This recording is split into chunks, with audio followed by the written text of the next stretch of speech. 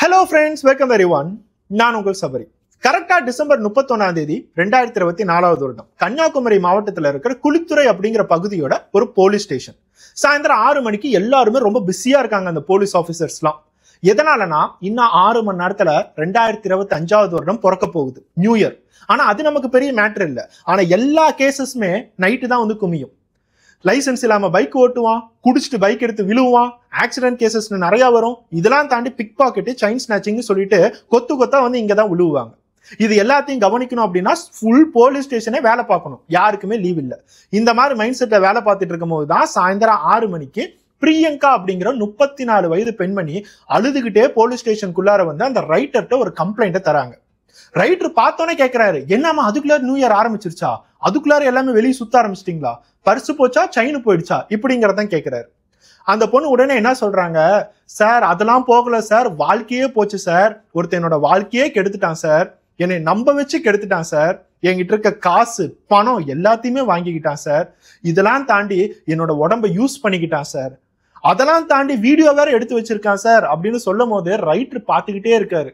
Already இருக்கிற பிரச்சனையில இது வேற ஒரு பெரிய பிரச்சனையா, இந்த அம்மா பாட்டுக்கு லைனா ஒவ்வொரு கம்ப்ளைண்டா சொல்லிக்கிட்டே போறாங்க, இதெல்லாம் பண்ற வரைக்கும் நீ என்னமா பண்ணிக்கிட்டு இருந்த இப்படிங்கிற கேள்விதான் அவங்களோட மனசுக்குள்ளார தோணுது. இருந்தாலும் அந்த கம்ப்ளைண்ட் எப்பயும் போல ஃபார்முலா வாங்க ஆரம்பிக்கிறாரு. உங்களோட டீட்டெயில்ஸ் சொல்லுங்க, அவனோட டீட்டெயில்ஸ் ஏமாத்தினான்னு சொல்றீங்கல்ல, அவனோட டீட்டெயில்ஸ் எல்லாத்தையுமே அவர் எப்பயும் போல கேட்டு கேட்டு எழுதிட்டு இருக்காரு.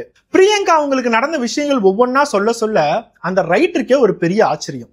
கடைசியா குற்றவாளி யாரு, அவனோட டீட்டெயில்ஸ் எல்லாத்தையும் சொல்லும் போது அங்க இருக்கிற போலீஸ் ஸ்டேஷனுக்கே ஒரு பெரிய அதிர்ச்சி. அப்படி பிரியங்காவுக்கு என்ன நடந்துச்சு, குற்றவாளியோட பேரை சொல்லும் போது போலீஸ் ஸ்டேஷனே அதிர்ச்சி ஆகிற லெவலுக்கு யார் அந்த விஐபி? வாங்க சம்பவத்துக்குள்ளார போய் பிரியங்காவுக்கு மட்டும் இல்ல, பிரியங்கா மாதிரி இருக்கிற நிறைய பெண்களுக்கு நடந்த கொடுமை என்ன அப்படிங்கறத டீட்டெயில்டா பேசுவோம். 2014வது வருடம் நம்ம இப்ப பேசிட்டு இருக்க பெண்ணான பிரியங்கா. இந்த பிரியங்காங்கிற பேரு கற்பனையான பேர் தான், ஆனா நம்ம சொல்லக்கூடிய நியூஸ் முழுக்க முழுக்க உண்மை.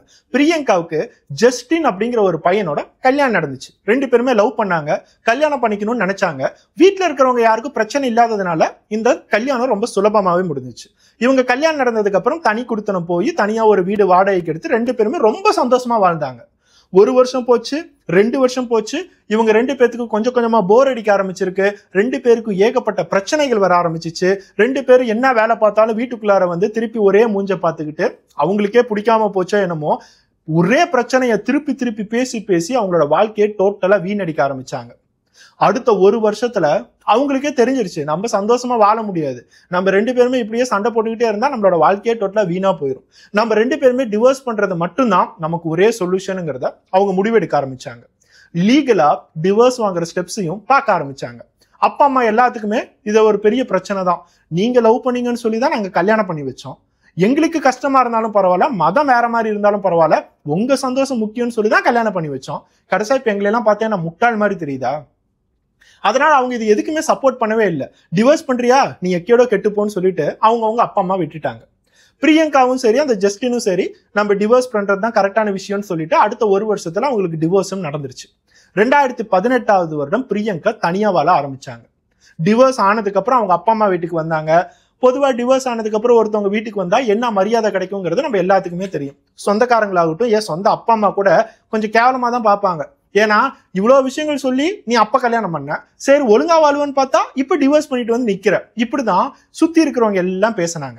பிரியங்காவுக்கு மனசுல ஒரே ஒரு விஷயம் மட்டும் தோணுச்சு, நம்ம சொந்த காலில் நிக்கணும், நம்ம வேலைக்கு போய் சம்பாரிச்சா நம்ம அப்பா அம்மா கூட வாயை மூடிட்டு கம்முன்னு இருப்பாங்க, அப்படின்னா நம்ம வேலைக்கு போக ஆரம்பிக்கணும். அவங்க பெருசா படிக்காததுனால ஐடி கம்பெனியோ இல்ல மேனேஜர் ஜாபோ இதெல்லாம் கிடைக்காது, இருக்கிற வேலையை வச்சு நம்மளோட வாழ்க்கையை நம்ம பார்த்துக்கிட்டாவே போதும். அப்படிதான் அடுத்த 1 வருஷத்துல 2019வது வருடம் பிரியங்காவுக்கு ஒரு வேலை கிடைச்சிச்சு. பக்கத்து ஊர்ல ஒரு வயசான தாத்தா பாட்டி இருக்காங்க. அந்த தாத்தா பாட்டியோட பையனாகட்டும் பேரனாகட்டும் எல்லாம் வெளியூர்ல வாழ்ந்துட்டு இருக்காங்க. அந்த தாத்தா பாட்டி மட்டும்தான் தனியா வீட்டுல இருக்காங்க. அவங்க 2 பேர்த்தையும் பாத்துக்கிறதுக்கு ஒரு பொண்ணு வேணும். வீட்லயே தங்கி வீட்லயே வேலை பார்த்து அவங்களுக்கு சாப்பாடு ஆக்கி போட்டா போதும். மாசம் மாசம் இவ்வளவு ரூபா நாங்க சேலரி தரோம், வீட்டுல ஒரு பெட்ரூம் இருக்கு, அதுல நீங்களே தங்கிக்கோங்க, இப்படிங்கிற எல்லா வசதிகளுமே தராங்க. பிரியங்காவுக்கு அது பிடிச்சிருந்துச்சு. வீட்டுல சமைக்கிறோம், நம்மளே சாப்பிட்டுக்கலாம், பெட்ரூமும் அவங்களே தராங்க, வீட்டுல இருக்கிற திங்ஸ் எல்லாத்தையும் யூஸ் பண்ணிக்கலாம், வயசான தாத்தா பாட்டி மட்டும் தான் இருக்காங்க, அவங்களுக்கு சாப்பாடு ஆக்கி அவங்களை கவனிச்சுக்கிட்டாவே நம்மளோட வாழ்க்கை நீட்டா செட்டில்ட் ஆயிரும்ல அப்படிங்கிற சந்தோஷத்தோட அந்த தாத்தா பாட்டியை பார்க்கறதுக்கு அவங்க வேலைக்கும் போயிட்டாங்க. மாசம் மாசம் சம்பளம் வருது, அந்த தாத்தா பாட்டி பாக்குறாங்க, அவங்க பாட்டுக்கு சமைச்சு சாப்பிடுறாங்க. இந்த மாதிரி அடுத்த ஒரு 2 வருஷம் பக்கம் அவங்களோட வாழ்க்கை நல்லா போயிட்டு இருக்கு. ஒருத்தவனை கல்யாணம் பண்ணி நம்ம ஏமாந்துட்டோம், இனிமேட் நம்மளோட வாழ்க்கையில நம்ம ஏமாறவே கூடாதுங்கிறதுல பிரியங்கா ரொம்ப ஸ்ட்ராங்கா இருக்காங்க. இந்த மாதிரி எல்லா விஷயங்களும் நடக்கும் போதுதான் பிரியங்காவுக்கு திருப்பி அவங்களோட வாழ்க்கையில ஒரு பெரிய திருப்பமே வந்துச்சு. 2020 வருடம் டிசம்பர் மாசம் அவங்களோட மொபைலுக்கு 3-4 டைம் பக்கம் மிஸ்டு கால் வந்திருக்கு. அவங்க லேட்டா தான் அதை பார்த்துருக்காங்க. சாயந்தரம் பக்கம் மிஸ்டு கால் வந்திருக்கு. அவங்க நைட் எல்லா வேலையும் முடிச்சுட்டு லேட்டா தான் பார்த்துருக்காங்க. சரி, அந்த தாத்தா பாட்டி எல்லாமே தூங்கிட்டாங்க. இப்ப யார் மிஸ்டு கால் பண்ணாங்கன்னு சொல்லிட்டு பிரியங்கா அவங்களுக்கு கால் பண்ணியிருக்காங்க. அந்த கால் பண்ணவும் ஒரு பையன் போன் எடுத்து பேசுறான். ஹலோ, என்னாச்சு, யாருமா அப்படின்னு சொல்லி கேட்கறான்.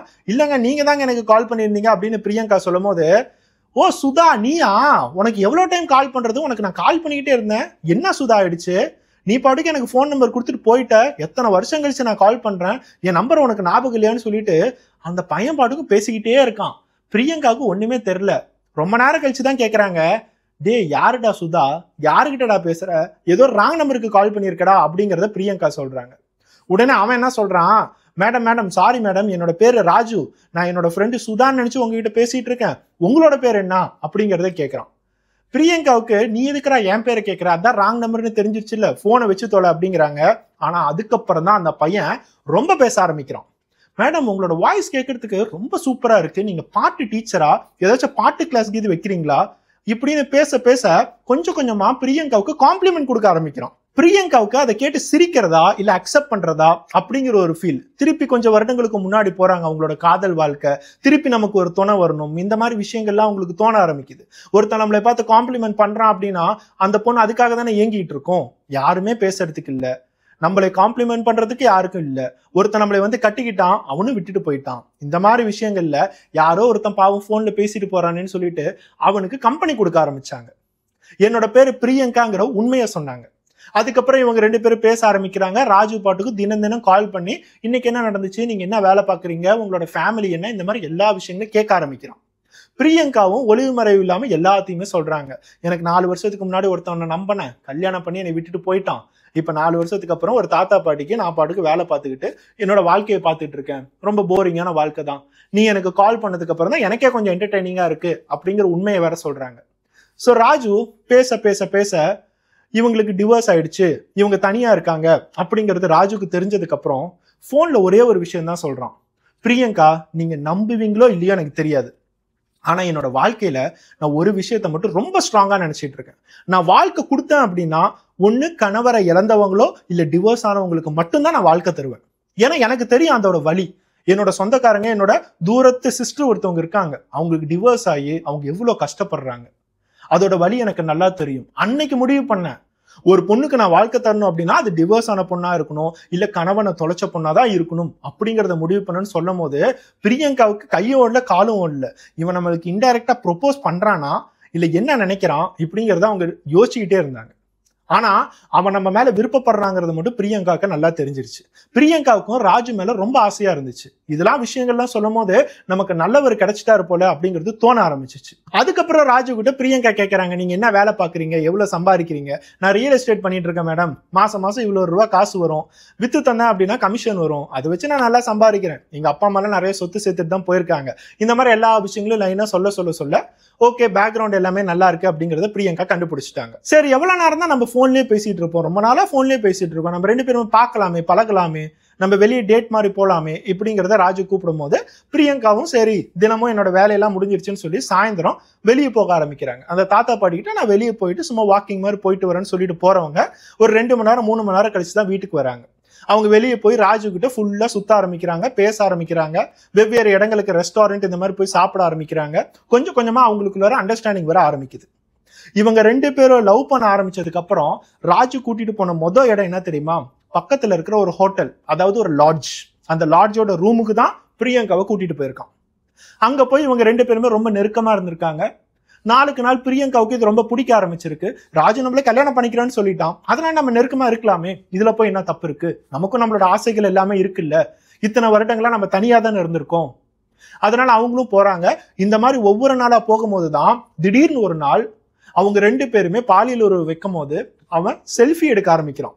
பிரியங்காவுக்கு தெரிஞ்ச மாதிரியே அவங்க நிர்வாணமா இருக்கிற போது செல்ஃபி எடுக்கிறான். பிரியங்கா ஆரம்பத்துல வேண்டான்னு சொன்னாலும், நான் தானே எடுக்கிறேன், நம்ம 2 பேரும் கல்யாணம் பண்ணிக்குவோம்ல, என்னோட ஒய்ஃபோட உடம்ப நான் பார்த்து ரசிக்க வேணாமா, எப்பயுமே நம்ம 2 பேருமே சேர்ந்து இருக்க போறது இல்ல, நான் தனியா இருக்கும்போது பார்த்து ரசிச்சுட்டு போறேனே, இதுல போய் என்னமா இருக்குன்னு சொல்லிட்டு அதுக்கப்புறம் வரக்கூடிய ஒவ்வொரு டைம் ஹோட்டலுக்கு வரும்போதும் இந்த மாதிரி ஆபாச படங்களை எடுத்துக்கிட்டே இருக்கான். அவங்க 2 பேருமே க்ளோஸா இருக்கிறத முதற்கொண்டு வீடியோவை வேற எடுத்து வச்சிருக்கான். இந்த எல்லா விஷயங்களும் முடிஞ்சதுக்கு அப்புறம் திடீர்னு ஒரு நாள் பிரியங்காவுக்கு கால் பண்றான். கால் பண்ணி, எனக்கு ரியல் எஸ்டேட்ல ஒரு பெரிய லாஸ் ஆயிடுச்சுமா, யாரையோ நம்பி நான் பெருசா காசை போட்டு ஒரு லேண்டை வாங்கினா, அந்த லேண்டை இப்ப என்னால விற்க முடியல, அந்த லேண்டோட ஓனருக்கு நான் காசு தரணும், அதுக்கு என்கிட்ட காசும் இல்லை, நீ என்கிட்ட ஏதாச்சும் காசு தெரியா, உன்கிட்ட ஏதாச்சும் காசு இருந்தா நான் தான் உன்னை கல்யாணம் பண்ணிக்கிறேன்ல, என் மேல நம்பிக்கை இல்லையா அப்படிங்கறத கேட்க ஆரம்பிக்கிறான். பிரியங்காவோட கையில 20 பவுன் நகை இருந்திருக்கு. அந்த 20 பவுன் நகையா அப்படியே தூக்கி கொடுத்துட்டாங்க.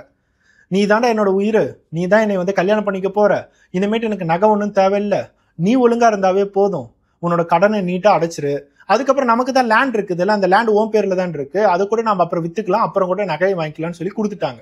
பிரியங்காவுக்கு அவனை பார்க்கும் போதெல்லாம் அப்படியே கடவுளே வரம் கொடுத்த மாதிரி இருக்கு.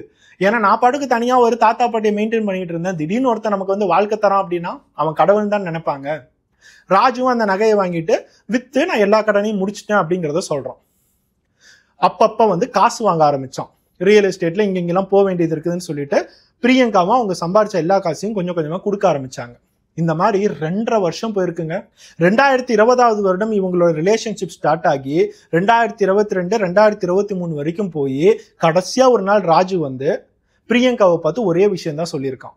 பிரியங்கா, நான் உன்னை கல்யாணம் பண்ணிக்கிறது ரொம்ப ரொம்ப கஷ்டம், எங்களோட வீட்டுல ஒரு பணக்கார பொண்ணு எனக்கு கல்யாணம் பண்ணி வைக்கிறதுக்கு ரொம்ப ரெடியா இருக்காங்க, ஜாதி வேற பாக்குறாங்க, அந்த பொண்ணு என்னோட ஜாதியா வேற போயிடுச்சு, எனக்கு கல்யாணம் பண்ணணும்னு ஆசையே இல்லை, இருந்தாலும் எங்களோட வீட்டை என்னால மறுக்க முடியாது, நான் அந்த பொண்ணை கல்யாணம் பண்ணாலும் உன் கூட தான் வாழுவேன், என்னைக்கா இருந்தாலும் உன்னை மட்டும்தான் எனக்கு பிடிக்கும் அப்படிங்கறத பிரியங்கா கிட்ட சொல்லும் போது பிரியங்காவோட நிலைமையை கொஞ்சம் யோசிச்சு பாருங்க.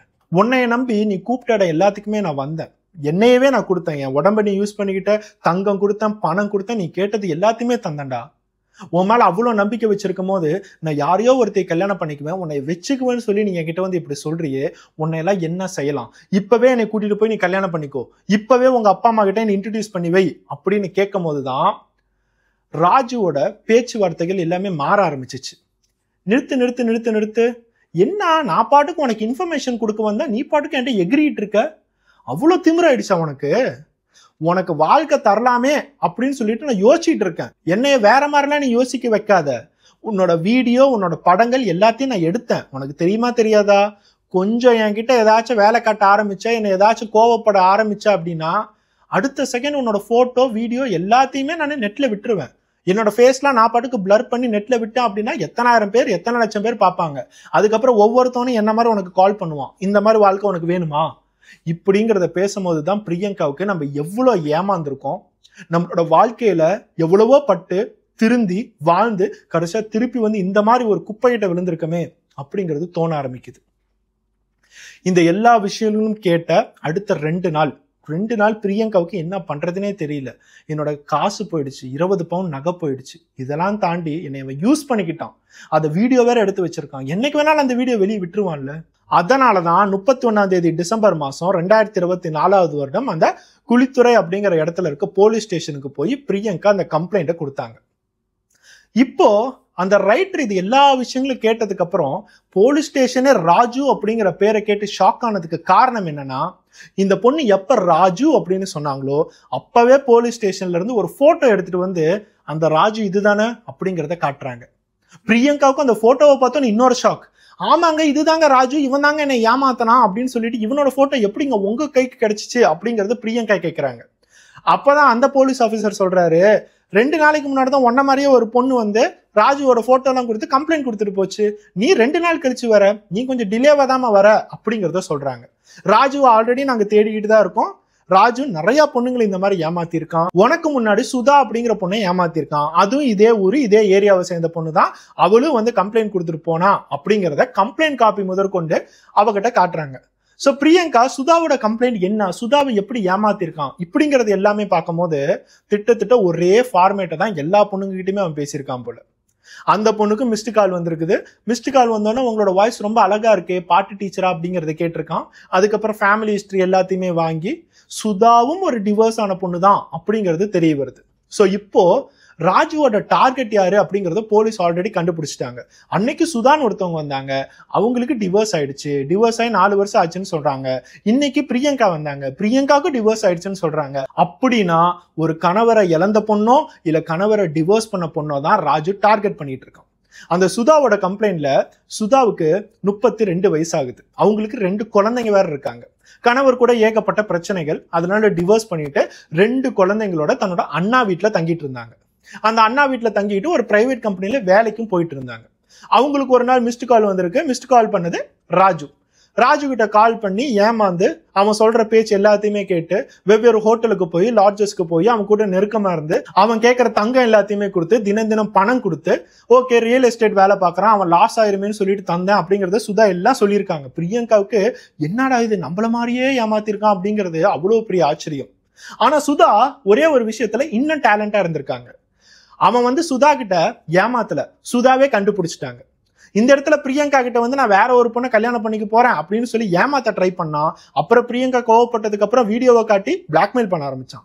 ஆனா சுதா அவனுக்கு தெரியாமையே ஒரு நாள் ஹோட்டல் ரூம்ல அவன் பாத்ரூமுக்கு போயிருக்கும் போது அவனோட போன் எடுத்து பார்த்திருக்காங்க. அந்த போன்ல ஒவ்வொரு ஃபோல்டரா சேவ் பண்ணி வச்சிருக்கான். ஒவ்வொரு ஃபோல்டருக்கும் ஒவ்வொரு பொண்ணோட நேம். கொஞ்சம் யோசிச்சு பாருங்க, 14 ஃபோல்டர் இருக்கு. அந்த 14 ஃபோல்டர்ல இந்த சுதா அப்படிங்கிற ஒரு ஃபோல்டர் கிளிக் பண்ணா சுதாவோட நிர்வாணமான பிக்ஸ் ஆகட்டும், இவங்க 2 பேரும் பாலியல் உறவு வச்சுக்கிட்ட வீடியோ ஆகட்டும், எல்லாமே லைனா இருக்கு. வேற ஒரு பொண்ணோட ஃபோல்டருக்கு போய் உள்ளார போனா அந்த பொண்ணோட நிர்வாணமான போட்டோஸ், ஆபாசமான விஷயங்கள் எல்லாமே இருக்கு. சோ அப்பதான் சுதாவுக்கு இவன் நம்மளை ஏமாத்துறான் அப்படிங்கிறது தெரிய வந்திருக்கு. போனை பார்த்தது உடனே அவனுக்கு தெரிஞ்சவனே போனை வாங்கி வச்சுக்கிட்டான். சுதாவை பிளாக்மெயில் பண்ணியிருக்கான். யார்கிட்டயாச்சும் வெளியே போய் சொன்ன அப்படின்னா உன்னோட வீடியோ உன் போட்டோ எல்லாத்தையுமே நான் நெட்ல விட்டுருவேன்னு சொல்லிட்டு சுதாவையும் பிளாக்மெயில் பண்ணிட்டு இருந்திருக்கான். சோ இப்ப அந்த போலீஸ் ஸ்டேஷன்ல சுதாவோட கம்ப்ளைண்ட் மூலமாவும் பிரியங்காவோட கம்ப்ளைண்ட் மூலமாவும் ராஜு அப்படிங்கிற ஒரு பெரிய ஃப்ராடை நம்ம கண்டுபிடிக்கணும். ஒரு பெரிய பிளே பாய் டைப். 2 பொண்ணுங்க மட்டும் தான் இருக்காங்க, இன்னும் 12 பொண்ணுங்க இருக்கிறதுக்கு வாய்ப்புகள் இருக்கு. ஏன்னா சுதா 14 ஃபோல்டர் அந்த போன்ல பாத்துருக்காங்க. இன்னும் போனை தவிர்த்து வேற ஏதாச்சும் ஃபோல்டர் இருக்கா அப்படிங்கிறதும் தெரியல. இந்த பெண்களோட படங்கள் ஆகட்டும் வீடியோ ஆகட்டும் எல்லாத்தையுமே நம்ம சேஃப்கார்ட் பண்ணணும், அழிக்கணும். எக்காரணத்து கொண்டும் வெளியே வந்துட மட்டும் கூடாது. அதனாலதான் போலீஸ் அவங்களோட பேரை கூட வெளியில யார்ட்டுமே சொல்லல. கற்பனையான பெயர்களை மட்டும்தான் போலீஸ் நியூஸ் கிட்ட எல்லாத்திட்டுமே சொல்லியிருக்காங்க. அதுக்கு அடுத்ததான் அந்த ராஜுவை கண்டுபிடிச்சிருக்காங்க. அதே ஏரியால இருக்கிற பையன் தான். அவன் சொன்ன உண்மை என்னன்னா அவன் ஒரு ரியல் எஸ்டேட் புரோக்கர் தான். ரியல் எஸ்டேட்னு சொல்லிட்டு கண்டவங்க எல்லாம் ஏமாத்திட்டு ஒவ்வொரு நிலமா காமிச்சிட்டு இருப்பாங்க பாத்தீங்களா. யார் வேணாலும் தான் இப்ப ரியல் எஸ்டேட் புரோக்கர்னு சொல்லிக்கிறாங்களே, அதே வேலையை தான் அவன் பார்த்திருக்கான். நிலம் வித்து கொடுத்தா 2% கமிஷன் கேட்பான். அந்த வேலை பார்த்துட்டு இருக்கிறவன் சைட் பையா இந்த மாதிரி வேலைகளை பார்த்து ஒவ்வொரு பொண்ணுங்க கிட்டே நகை வாங்கி பணம் வாங்கி அப்படியே அவன் பாட்டுக்கு ரிச்சா வாழ்ந்துட்டு இருக்கான். எல்லா பொண்ணுங்ககிட்டையும் தேவையான லெவலுக்கு பாலியல் சுகத்தை வச்சுக்கிட்டு அவன் செலவு பண்றது ஒரே ஒரு விஷயத்துக்கு மட்டும்தான். லாட்ஜ் எடுக்கும் போது லாட்ஜுக்கு அவன் காசு தருவான், அதை மட்டும் தான் அவன் செலவு பண்ணியிருக்கான். உடனே போலீஸ் தரப்புல ராஜுவை அரெஸ்ட் பண்ணி அவங்களோட ஸ்டைல என்கொயரி பண்ணும் போது போலீஸ் எல்லாமே கேட்கிற முதல் விஷயம், நீ எப்படி செலக்ட் பண்ற, எப்படி ஒவ்வொருத்தவங்களோட போன் நம்பரும் உனக்கு கிடைக்குது, நீ ஒவ்வொரு பொண்ணுங்க கிட்டயுமே மிஸ்டு கால் தான் கொடுத்துருக்க. மிஸ்டு கால் கொடுக்கணும்னா அந்த நம்பர் உனக்கு தரது யாரு, உன்னோட சோர்ஸ் யாரு, உனக்கு பின்னாடி யார் யாரெல்லாம் இருக்காங்க இப்படிங்கிற ஒரு பெரிய லெவலுக்கே அவங்க பேசுறாங்க. ஆனா ராஜு ரொம்ப சிம்பிளா பார்த்திருக்கான். ஃபேஸ்புக்கு போவேன் இல்ல இன்ஸ்டாகிராமுக்கு போவேன், நிறைய பேர் இப்ப அவங்களோட போன் நம்பர் எல்லாத்தையும் பதிவு பண்ணியிருக்காங்க. ஃபேஸ்புக்கு போனா நிறைய பொண்ணுங்களோட போன் நம்பர் அவங்களோட ப்ரொஃபைல்குள்ளார போனாவே நமக்கு இருக்கு, பப்ளிக்காவே தெரியுது. அப்புறம் நமக்கு போன் நம்பர் யார் சார் தரணும்? எனக்கு ஒரு கூட்டமும் இல்ல சார். பிரியங்காவோட ஃபேஸ்புக்கு போங்க, சுதாவோட ஃபேஸ்புக்கு போங்க, 2 பேருமே பப்ளிக்கா தான் சார் மொபைல் நம்பர் கொடுத்துருக்காங்க. அதை வச்சுதான் அவன் மிஸ்டு கால் பண்ணியிருக்கான். அதுக்கு முன்னாடியே இவங்களோட வெரிஃபிகேஷன் ப்ராசஸ்னு சொல்லிட்டு இவங்களோட ஃப்ரெண்ட்ஸ் ஆஃப் ஃப்ரெண்ட்ஸ் இவங்க போடுற போஸ்ட் இந்த மாதிரி எல்லா விஷயங்களும் பார்க்கும் போது நிறைய பேரு married to this guy, divorced from this கைன்னு சொல்லிட்டு ஃபேஸ்புக்லயே பதிவு பண்றாங்க. கல்யாணம் பண்ணதையும் பதிவு பண்றாங்க, குழந்தை பெத்தாவும் பதிவு பண்றாங்க, யாராச்சும் செத்தாவும் பதிவு பண்றாங்க, கடைசியா டிவோர்ஸ் ஆனா கூட பதிவு பண்றாங்க. இது எல்லாத்தையும் பதிவு பண்ணும் போது வேற எங்க போய் அவனுக்கு இன்ஃபர்மேஷன் கிடைக்கணும்?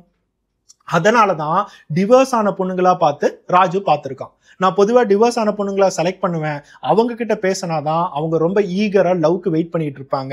யாராச்சும் நம்ம காம்ப்ளிமெண்ட் பண்ண மாட்டாங்களா, இவ்வளோ நாளா நம்ம யாருமே இல்லாம அப்படியே ரொம்ப ட்ரையா போயிட்டு இருக்குது இல்ல, அதனால சார் அவங்க கிட்ட பேசினாங்க அப்படின்னா ரொம்ப ஈஸியாவே கம்பெனி தந்துருவாங்க அப்படிங்கறத எல்லாத்தையுமே போலீஸுக்கு எக்ஸ்பிளைன் பண்ண ஆரம்பிச்சான். அதனாலதான் டிவர்ஸ் ஆன பொண்ணுங்களா நான் பார்ப்பேன். டிவர்ஸ் ஆகி 1 வருஷம் 2 வருஷத்துக்கு அப்புறம் யாராச்சும் ஒருத்தவங்க நமக்கு வாழ்க்கை தர மாட்டாங்களான்னு சொல்லிட்டு அவங்க ஏங்கி போயிருப்பாங்க. அப்ப வருவான் ராஜு, ஈஸியாவே எல்லாருமே ஏமாந்துட்டாங்க. இப்ப நம்ம பேசுற டைம் இந்த சம்பவம் நடந்து ஆல்ரெடி 6 மாசம் பக்கம் ஆயிடுச்சு. நம்ம பேசிட்டு இருக்க ராஜு கண்டிப்பா இப்ப போலீஸ் சார்ஜ் ஷீட்லாம் ஃபைல் பண்ணி மெஜிஸ்ட்ரேட் கிட்ட கூட்டிட்டு போய் ஒவ்வொரு எவிடன்ஸ் வச்சு இப்ப கம்பி அணிட்டு தான் இருப்பான். அவன் மேல 2 பொண்ணுங்களான பிரியங்காவும் சுதாவும் மட்டும்தான் கம்ப்ளைண்ட் தந்திருக்காங்களா, இல்ல இன்னும் சில ஃபோல்டர்ஸ்ல இருக்காங்களே அந்த பொண்ணுங்களும் கம்ப்ளைண்ட் தந்திருக்காங்களா அப்படிங்கறது நமக்கு தெரியல. போலீஸ் இப்போதைக்கு அவங்களோட போட்டோஸ் ஆகட்டும், அவங்களோட வீடியோஸ், அவங்களோட எந்த விஷயங்களையுமே அவங்க வெளியே ரிலீஸ் பண்ண மாட்டாங்க, ரிலீஸ் பண்ணவும் கூடாது. இந்த வீடியோ பார்த்துட்டு இருக்க எல்லாத்துக்குமே இந்த ராஜு அப்படிங்கிற கேரக்டர் மேல நிறைய கோவப்படுறதுக்கு சான்சஸ் இருக்கு. ஆனா என்னோட கண் பார்வையில இந்த ராஜு மாதிரி 1000 கணக்குல இல்ல, லட்சக்கணக்கில் இல்ல, இந்த இடத்துல கோடி கணக்குல இருப்பாங்க. இந்த மாதிரி ஒவ்வொருத்தவனும் ஃப்ராடுத்தனம் பண்ணிக்கிட்டு தான் இருப்பான். அவனை ஒவ்வொருத்தவனா கண்டுபிடிச்சு நம்ம ஜெயில போகணும், ஒவ்வொருத்தவனா திருத்தணுமா அப்படின்னா நம்மளால முடியாது. ஆனா நம்மளோட சைட்ல நம்ம கொஞ்சம் பாதுகாப்பா தான் இருக்கணும். அந்த பாதுகாப்பா இருக்கணும் அப்படிங்கிற காரணத்தினாலதான் இந்த வீடியோவே நான் பப்ளிஷ் பண்றேன். இந்த 2 பெண்களோட ஒவ்வொரு விஷயங்களும் சொல்லும் போது நிறைய பேத்துக்கு சிரிப்பு கூட வந்திருக்கலாம். சுவாரஸ்யமா இருக்கு, இவங்க எல்லாமே ரொம்ப காமெடி பண்ணியிருக்காங்க, இப்படியுமா ஏமாறுவாங்க, இப்படியும் பொண்ணுங்க இருக்காங்களா இப்படின்லாம் நீங்க நினைக்கலாம். ஆனா அவங்களோட இடத்துல இருக்கும் போதுதான் அவங்களோட வேதனை என்ன அப்படிங்கிறது தெரியும். தனிமை அப்படிங்கிறது சாதாரண விஷயம் இல்லைங்க. ஒருத்தவங்க தனிமையா ரொம்ப நாட்களா ரொம்ப வருடங்களா இருக்கும் போது அவங்க ஈஸியாவே மற்றவங்களுக்கு விக்டிம் ஆயிருவாங்க. அவங்களுக்கு ஒரு சின்ன ஸ்பார்க் போதும், ஒருத்தவங்க நம்ம மேல அன்பா இருக்காங்க, ஒருத்தவங்க நம்ம காதலிக்கிறாங்க அப்படின்னா அவங்க ஈஸியாவே விழுந்துருவாங்க. அந்த தனிமையை மட்டும் சாதாரணமா நினைச்சிடாதீங்க. நீங்க அந்த மாதிரி ஒரு தனிமையில இருக்கீங்களா? நீங்க ஒருவேளை டிவோர்ஸ்டோ இல்ல உங்களோட மனைவியோ உங்களோட கணவரோ யாராச்சும் பிரிஞ்சிருக்கீங்களா? இந்த இடத்துல நான் ஃப்ராட்னு சொல்றது ராஜு, இந்த இடத்துல ஒரு கேரக்டர் ஒரு ஆண். ஆனா இதே மாதிரி ஏகப்பட்ட பெண்கள் இருக்காங்க. சவுத் இந்தியாவில மட்டுமே ஏகப்பட்ட பெண்கள் ஹனி டிராப்பிங் அப்படிங்கிற விஷயத்துல உங்களை ஒவ்வொரு இடத்துக்கா கூப்பிட்டு, ரூமுக்கு கூப்பிட்டு, தேவையில்லாம வீடியோ எடுத்து பிளாக்மெயில் பண்ணி காசு வாங்குற எக்கச்சக்கமான பெண்கள் இருக்காங்க. அந்த மாதிரி கேஸையும் நம்ம பார்த்துக்கிட்டு தான் இருக்கோம். உங்களோட வாழ்க்கையில நீங்க ஒரு பேர் கண்டிப்பா தேர்ந்தெடுக்கலாம். ஒருத்தவங்க விட்டாங்க அப்படின்னா எனக்கு இன்னொருத்தவங்களை கிடைக்க மாட்டாங்களா அப்படிங்கறத நீங்க நினைக்கலாம். ஆனா ஒவ்வொருத்தவங்களும் நீங்க 10 15 உங்களோட வாழ்க்கையில எத்தனை பேர் வேணாலும் தேடுங்க. ஒருத்தவங்களை விட்டீங்க அப்படின்னா இன்னொருத்தவங்க கிட்ட போங்க. ஒவ்வொருத்தவங்களுக்கும் ஒரு துணை தேவை. கடைசி சாகர வரைக்கும் உங்களுக்கு ஒரு துணை தேவை. அது எல்லாத்தையுமே நம்ம ஒத்துக்கலாம். ஆனா அந்த துணையை தேடும் போது அவங்க யாரு, எப்படிப்பட்டவங்க, நம்ம கிட்ட எப்படி பழகுறாங்க, அவங்களோட பேக்ரவுண்ட் என்ன, அவங்க எப்படி நம்மளை பார்த்தாங்க, நம்ம எப்படி பழகணும், இந்த மாதிரி எல்லா விஷயங்களும் யோசிச்சு அதுக்கப்புறம் அவங்க கூட ஒரு ரிலேஷன்ஷிப் வைக்கணும் அப்படிங்கிறது முக்கியமா அது உங்களோட ரெஸ்பான்சிபிலிட்டி. அந்த இடத்துல நீங்க ஏமாந்தீங்க அப்படின்னா உங்களோட லைஃபே எந்த லெவலுக்கு வீணா போகுங்கிறத ஜஸ்ட் இந்த 2 பொண்ணுங்க எக்ஸாம்பிளா தான் நம்ம சொல்லியிருக்கோம். தனியா இருக்கிற ஒவ்வொருத்தவங்களோட வாழ்க்கைக்கும் இது ஒரு பெரிய சோஷியல் அவேர்னஸா இருக்கும் அப்படிங்கிறத நாங்க நம்புறோம். தனியா இருக்கிறது பிரச்சனை இல்லை, சேஃபா இருங்க. நெக்ஸ்ட் வீடியோட பார்ப்போம். Bye bye.